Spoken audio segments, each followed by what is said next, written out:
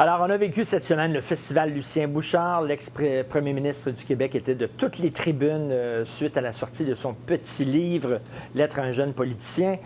Écoutez, il n'est pas allé avec le dos de la main morte dans ses critiques envers le PQ. C'était assez rock'n'roll. Et d'ailleurs, ça a fait réagir beaucoup les gens sur Internet. On le montre, on le caricature en curé, en archevêque. Il y en a d'autres qui disent au contraire, ils voteraient pour lui demain matin. On a reçu certains commentaires sur notre page Facebook. Stéphanie Pagé dit « M. Bouchard a perdu mon respect. Il est vendu aux pétrolières. Il ne mérite plus la confiance des Québécois.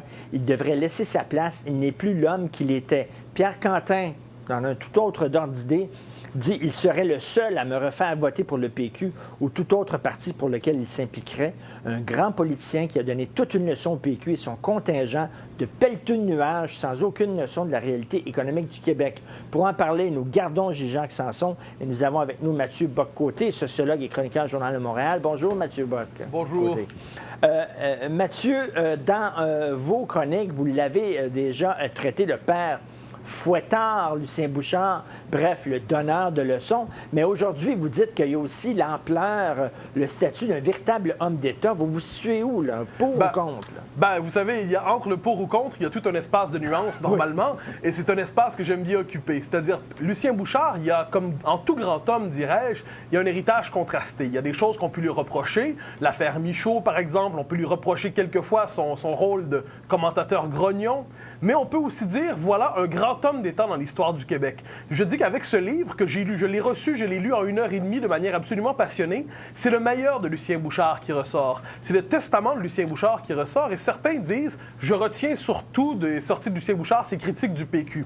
Moi, je retiens surtout de ce petit livre une véritable réflexion sur ce qu'est un homme d'État, une véritable réflexion sur ce que veut dire se former pour exercer des responsabilités publiques, une véritable réflexion sur l'histoire du Québec et une véritable réflexion sur qu'est-ce que ça veut dire faire de la politique aujourd'hui. Donc, évidemment, il y a des critiques circonstancielles, mais sur le fond des choses, on voit le grand écart, finalement, entre ce que sont des politiciens gestionnaires qui n'ont ni la culture, ni l'art oratoire, ni les références pour gouverner, et Lucien Bouchard, qui est certainement un des derniers grands hommes d'État dans la politique québécoise. Jean-Jacques Sanson, l'attaché de presse qui accompagnait Lucien Bouchard lors de ses visites, disait à chaque journaliste qu'il a rencontré, M. Bouchard ne veut pas commenter les élections, il ne veut pas faire la belle-mère, posez-lui pas des questions sur Pauline Marois, il ne s'est pas gêné. Alors, il a dit que le PQ n'avait pas de programme économique, que Pauline Marois n'aurait jamais dû porter le carré rouge, que les référendums d'initiative populaire, c'est une idée catastrophique, que la souveraineté, c'est bien beau, mais ça peut attendre. Il y a des choses plus urgentes, par exemple, s'attaquer à la dette. Il n'est pas allé,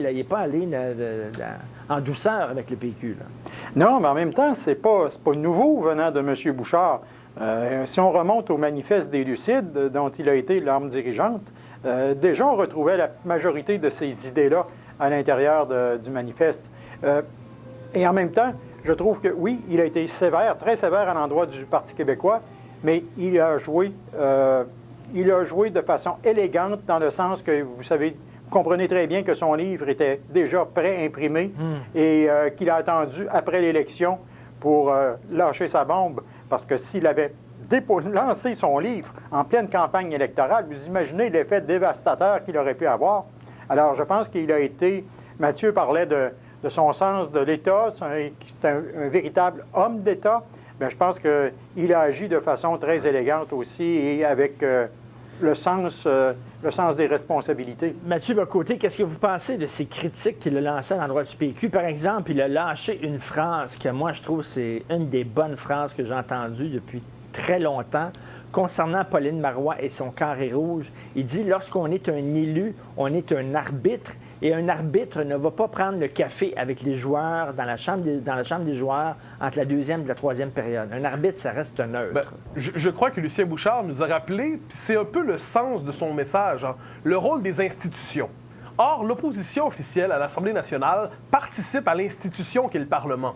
Je noterai une chose, toutefois, à propos de Pauline Marois. Oui, elle a porté le carré rouge, mais j'ai eu l'occasion de le dire souvent, puis quand on parle aux péquistes, on comprend que c'est un peu ça. Oui, elle a porté le carré rouge, et très rapidement, la seule question que Pauline Marois se posait, c'est comment trouver le moyen de le retirer. Comment, autrement dit, j'ai porté ce carré rouge, je me rends compte que j'ai fait une erreur. Donc ça, c'est un aspect de la critique.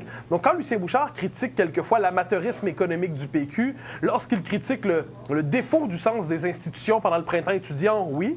Quand Lucien Bouchard dit du Parti québécois que le référendum d'initiative populaire, c'est une mauvaise idée, il a tout à fait raison. Lorsqu'il critique sur le plan linguistique et identitaire, je crois qu'il se trompe. Mais encore une fois, ça nous permet de dire, voilà la contribution d'un homme d'État. Un homme d'État n'est pas un totem. On n'a pas à s'incliner devant lui. On peut dire, je suis d'accord avec ça, je suis en désaccord avec ça. Mais le désaccord avec l'homme d'État ne fait pas en sorte qu'il cesse d'un coup d'être une grande figure de notre histoire politique. Et j'aimerais dire, Lucien Bouchard, certains aujourd'hui, puis ça je trouve ça odieux, le réduisent au président de l'Association des gazières, et ainsi de suite. On oublie que cet homme incarne une page importante dans l'histoire du Québec. Hein. C'est un homme qui arrive en politique. Pourquoi? Pour redonner sa place au Québec dans la Confédération avec l'entente du Lac-Meech. C'est un homme qui sacrifie une position privilégiée au gouvernement du Canada pour fonder le Bloc québécois, pour incarner en 90 la dignité bafouée des Québécois. C'est un homme qui va porter la campagne du camp du oui à la frontière de l'indépendance en 1995. C'est un homme qui va poursuivre la politique au détriment de sa vie personnelle après 95. Donc c'est un parcours, c'est un long parcours. On peut être très critique sur différents éléments du parcours de Lucien Bouchard, mais sur le fond des choses, sachons distinguer, encore une fois, j'y reviens, l'homme d'État qui transcende le politicien ordinaire. Monsieur Sanson, Normand Houle nous a écrit sur notre page Facebook, Lucien Bouchard est la pire girouette que le Québec a connue. Il a épousé tous les partis politiques, un peu à gauche hier, maintenant à droite. Il était fédéraliste, il était souverainiste. Qu'est-ce que vous pensez de cette critique-là? Je pense que les militants du Parti québécois renient Lucien Bouchard, renient les grandes actions qu'il a posées. Mathieu Bock-Côté vient d'en énumérer un certain nombre. Il aurait pu ajouter qu'il a mis fin à la pire grève des infirmières qui avait été déclenchée au Québec. Il aurait pu ajouter l'atteinte du déficit zéro en 1998.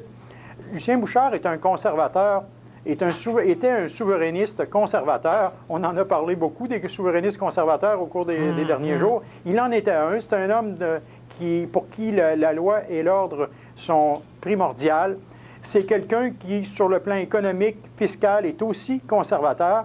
Alors, il est rendu complètement ailleurs que les militants péquistes. Et ces derniers le renient. Ils ramènent constamment l'histoire des pétrolières et tout ça, ce qui est mesquin, je pense. M. Bouchard a bien le droit de gagner sa vie comme avocat et de prendre les clients qu'il voudra bien. Et encore une fois, il y a un côté là-dedans. Pensez à Pierre-Marc Johnson.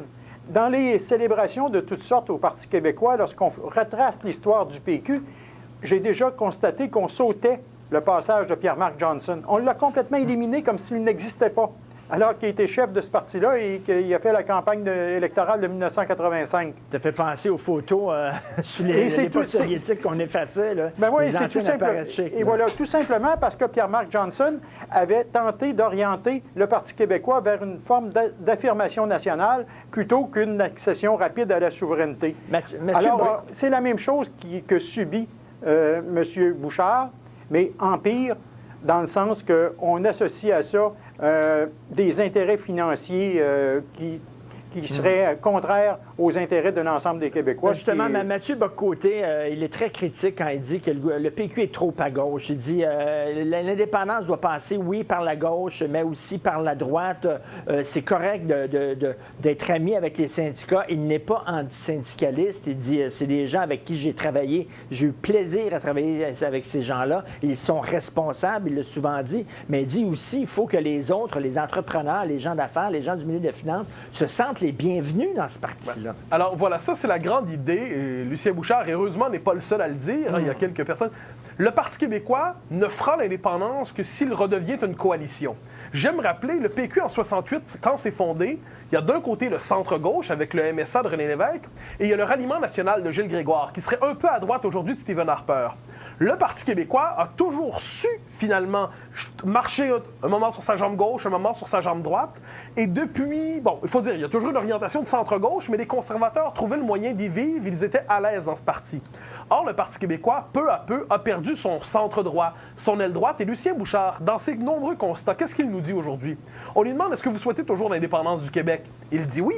mais il constate que le véhicule qu'est le Parti québécois peine de plus en plus difficilement à rallier l'ensemble du grand parti du Québec d'abord. Hein. Le Québec d'abord, ça c'est une chose à dire. Dans le mouvement souverainiste, il y a les indépendantistes à la Jean-Martin Haussan ou Jacques Parizeau. Ce sont des gens pour qui l'indépendance, c'est une fin en soi, immédiatement nécessaire et en soi. Et c'est un camp tout à fait légitime. Mais il y a d'autres gens pour qui l'indépendance, c'est souhaitable, mais c'était pas indispensable. Ils auraient pu accepter un autre dénouement pour l'avenir du Québec. Pour Lucien Bouchard, la fidélité première, c'est au Québec. Ça pouvait prendre la forme des deux nations, hein, de la société distincte avec Meach. Ça pouvait prendre la forme en d'autres temps de nouvel arrangement avec le Canada. Pour un moment dans sa vie, puis encore aujourd'hui, apparemment, ça prend la forme de la souveraineté, mais il n'a pas le même rapport à l'indépendance que d'autres péquistes. Est-ce qu'on doit lui en faire le procès, le reproche, ou inversement, est-ce que les souverainistes devraient s'ouvrir à ceux pour qui l'indépendance n'a pas la même espèce de connotation sacrée qu'il peut avoir pour eux? Autrement dit, est-ce qu'on peut s'ouvrir chez les souverainistes, à la fois à Jacques Parizeau et à Lucien Bouchard, plutôt que d'avoir à trancher entre les vrais et les faux? Ça, c'est une question que les péquistes vont devoir se poser dans les prochaines années. Merci beaucoup, Mathieu Bock-Côté. Merci beaucoup, J-Jacques Sanson. Une chose est sûre, en tout cas, c'est vraiment un véritable homme d'État.